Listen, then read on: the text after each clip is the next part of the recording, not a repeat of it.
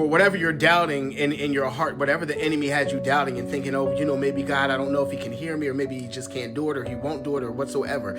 This is the same God that told Moses to take his hand and put it in his cloak, and put your hand in your cloak and pull it out. When he pulled his hand out, his hand became completely leprous and withering. And then he told him to put his hand back in his cloak again and pulled it out, and immediately his hand was healed. That is the same God, right? This is the same God that Paul spoke a word over a man, right? Over a man who was a sorcerer and a false prophet who was perverting the word of God, or speaking against the word of God that Paul and them were preaching. So he said, you will be blind for a season and so forth. And the man instantly went blind, right? This is the power of God that we are dealing with, right? This is the same God to where Peter cut off the ear of Malchus, right? Who was a servant of the high priest. When they were coming to take Jesus, he took his sword out and he cut off his ear, right?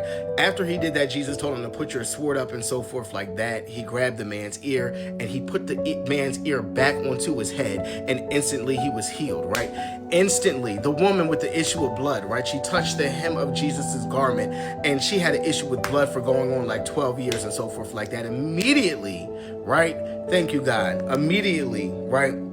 Her issue cleared up. This is the power of God that we're dealing with.